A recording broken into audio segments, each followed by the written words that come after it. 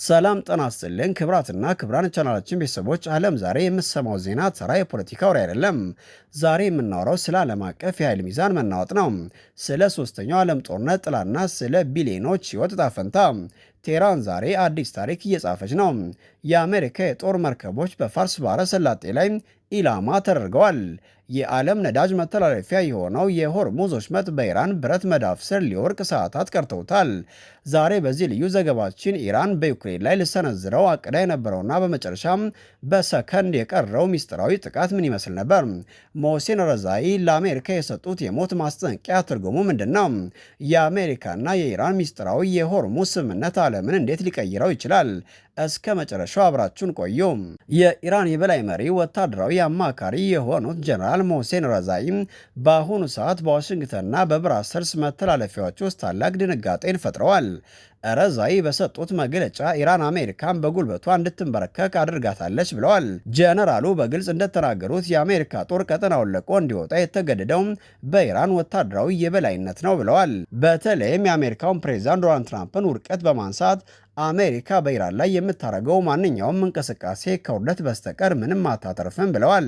ረዛኢ ያክለው ማንኛውም የአሜሪካ የአውሮፕላን ተሸካሚ የጦር መርከብ ወደ ሆርሙዝ ወሽመጥ ከገባ በኢራን የባህር ኃይል በቀጥታ ኢላማ እንደሚደረግና እንደሚሰጥም በይፋ ዝተዋል። ይህ ማስጠንቀቂያ ተራ ዛቻ አይደለም። ኢራን በሺዎች የሚቆጠሩ ካሚዛኪ ድሮኖችና የባህር ላይ ሚሳይሎችን በማዘጋጀት ላይ መሆኗን የሚያሳይ ምልክት ነው። አሁን ደግሞ ወደ ዓለም አቀፍ ኢኮኖሚ የደም ስር እንለፍ። በሆርሙዝ ወሽመጥ ላይ የተዘጋጀ ያለው አዲስ ስምምነት ዓለምን በእጅጉ እያነጋገረ ነው። እንደ መረጃዎች ጥቆማ ከሆነ አሜሪካና ኢራን በባህረ ሰላጤው መተላለፊያ ላይ አዲስ የመግባቢያ ሰነድ እያዘጋጁ ነው። ይህ ስምምነት መርከቦች በኢራን አቅራቢያ ያለን መስመር እንዲጠቀሙ የሚፈቅድ ሲሆን ይህም ለቴህራን ታላቅ ስትራቴጂካዊ የበላይነት ይሰጣታል። ተወካዮቹ እንደሚሉት ይህ ስምምነት ኢራን የዓለምን የነዳጅ ዋጋ በፈለገችው ጊዜ እንድትቆጣጠር ቁልፉን እንደ መስጠት ይቆጠራል ብለዋል። ዋሽንግተን ኢራን ክፍያ አሰበስብም ብላ ብታስተባብልም በምላሹ ግን ኢራን የዩራኒየም ክምችቷ እንድትቀንስና ወደ ውጭ እንድትልክ ግፊት እያደረገች ነው። ይህ የነዳጅ በኒኩሌር ልውውጥ ዓለምን ከቀውስ ያድናት ይሆን ወይንስ ኢራንን የበለጠ አጠናክሮ አሜሪካን ከቀጠናው ውስጥ አቅመቢስ ያደርጋታል? የነዳጅ ዋጋ በአንድ ጀንበር በእጥፍ የመጨመር እድሉ አሁን እውን እየሆነ ነው። ይህ ምናልባትም የዛሬው ዘገባችን እጅግ አስደንጋጭ ክፍል ነው። ኢራን በዩክሬን ላይ ቀጥተኛ ወታደራዊ ጥቃት ለመሰንዘር አቅዳ ነበር። አዎ በትክክል ሰምታችኋል። ቴህራን በዩክሬን ውስጥ የሚገኙ 3 ቁልፍ ስትራቴጂክ ቦታዎችን በሚሳይል ለመደብደብ ሙሉ ትዕዛዝ አስተላልፋ ነበር። ለዚህም ምክንያት በሐምሌ ወር መጨረሻ ላይ ዩክሬን በካስፒያን ባህር ላይ በኢራን የጭነት መርከብ ላይ የፈጸመችው ጥቃት ነው። ምክንያቱም ጀነራል ሞህሰን ረዛኢ እንደሚሉት የኢራን ያጸፋ እርምጃ ለመውሰድ ጣቷን በቃታ ላይ አሳርፋ ነበር። ዓለም ለጥቂት ደቂቃዎች ብቻ አውሮፓና መካከለኛው ምስራቅ ታላቅ ጦርነት ተቃርባ ነበር። ሆኖም ግን ኪየቭ ለኢራን ይቅርታ መጠየቋን ተከትሎ ጥቃቱ እንዲሰረዝ ተደርጓል ብለዋል። ይህ ታሪክ የሚያሳየው የኢራን ወታደራዊ ክንድ ምን ያክል እርዝመት እንዳለውና ቴህራን ጥቅሟ ከተነካ እስከ አውሮፓ ደጃፍ ድረስ ለመሄድ ዝግጁ መሆኗን ነው።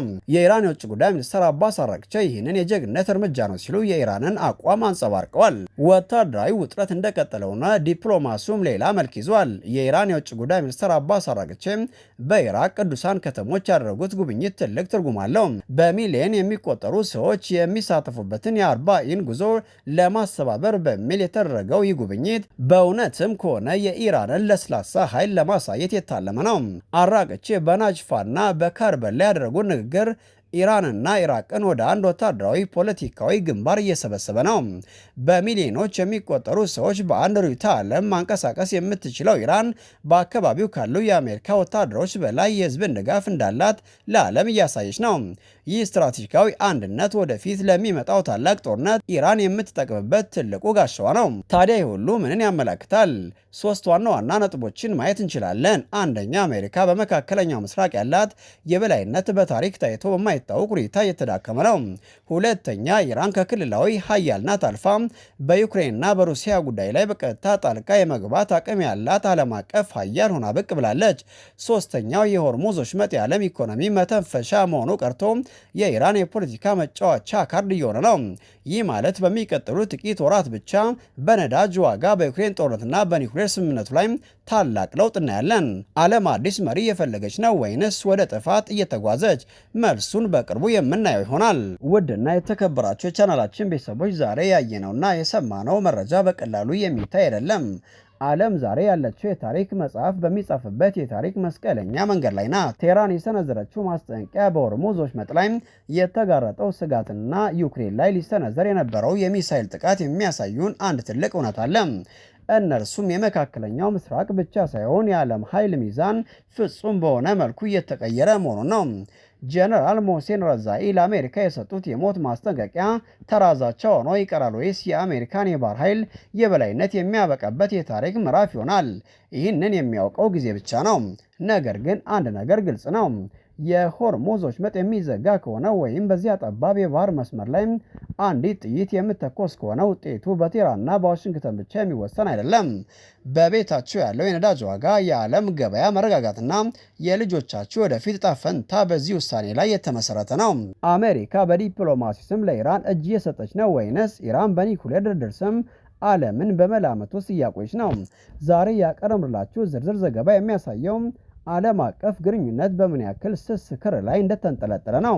ዩክሬን ለኢራን ይቅርታ መጠየቋ፣ የአባስ አራቅቺ የኢራቅ ጉብኝትና የሺዓዎች መንፈሳዊ ወታደራዊ አንድነት ኢራን ከቀጠናዊ ሀያልነት አልፋ ዓለም አቀፍ ተጽዕኖ ፈጣሪ መሆኗን ያረጋግጣል።